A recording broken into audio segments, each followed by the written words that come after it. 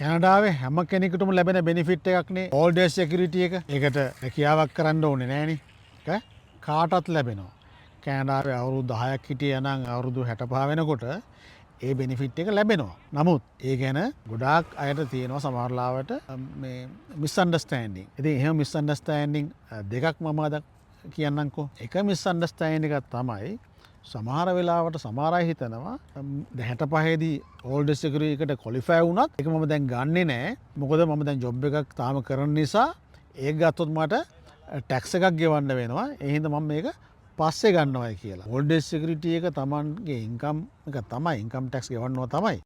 750ක old age security හම්බ වෙනවා නම් Tamanගේ ටැක්ස් බ්‍රැකට් එක 125ක් නම් ඕක තමයි ඉන්කම් ටැක්ස් එකට ගෙවන්නේ. හම්බ වෙන ගානේ ප්‍රසන්ටේජ්ජෙන් ඉන්කම් ටැක්ස් ගෙවන්නේ. ඒ ටික Tamanට ලැබෙනවා. ඒක මිස්අන්ඩර්ස්ටෑන්ඩින්. ඒ කියන්නේ Taman ජොබ් එකක් කරනවා නම් ඕල්ඩ් ඒජ් සිකියුරිටි ගන්න එක ඩිලේ කරන එක එතන Tamanට වාසියක් වෙන්නේ නැහැ. ඒ වෙන්නේ Tamanට අවාසියක්. දැන් තවත් මිස්අන්ඩර්ස්ටෑන්ඩින් එකක් තමයි සමහර අය ඕල්ඩ් ඒජ් සිකියුරිටි ගන්න පරක්කු කරනවා 65න් ගන්න නැතුව පස්සේ වැඩිපුර ගාණක් හම්බ වෙනවා කියලා.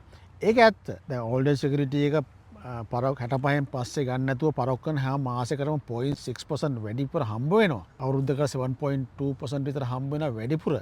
ඒ කියන්නේ අවුරුදු 5කදී 5කට පස්සේ ගත්තොත් එහෙම අවුරුදු 70 දී ගත්තොත් අද 750ක් හම්බ වෙන කෙනාට ඩොලර් 1000ක් මාසෙකට හම්බ වෙනවා 70 දී ඕල්ඩ් ඒජ් සිකියුරිටි ගත්තොත්. ඒ කියන්නේ තමන් 45000ක විතර ඕල්ඩ් ඒජ් සිකියුරිටි බෙනිෆිට් එකක් සැක්‍රිෆයිස් කරලා නේද 1000ක් ගන්න බලාපොරොත්තු වෙන්නේ. ඒ කියන්නේ අද 750ක් ගන්න නැතුව 70000ක් ගන්න බලාපොරොත්තු වෙමින් ඉන්නවා නේද? ඒ කියන්නේ අවුරුදු 5ේදී 45000ක් විතර තමන් නැති කරගෙන. එතකොට අර වැඩිපුර හම්බ වෙන 250 45000 ලොස් එකත් එක්ක කම්පෙයාර් කරාම අවුරුදු 82 තමයි අර 45000 ලොස් එක බ්‍රේක් ඉවන් වෙන්නේ. ඒ හින්දා ඒවා අපරාධ. ඒ කියන්නේ නොදැනුවත්කමට සමහරලාවට කරන දේවල් ගවර්න්මන්ට් එකත් උඩට කැමති.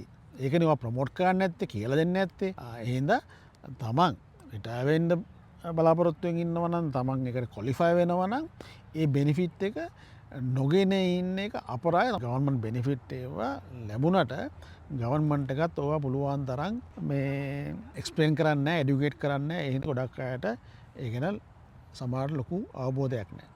දැන් මේක ෂෙයා කරන්න කෙනෙකුට මේ තත්ත්වයේ ඉන්න කෙනෙකුට නොලෙජ් එකක් විදිහට ඉතින් අපරාධේ ඕල්ඩ් ඒජ් සිකියුරිටි එක නොගෙන ඒක ඩිලේ කරන එක.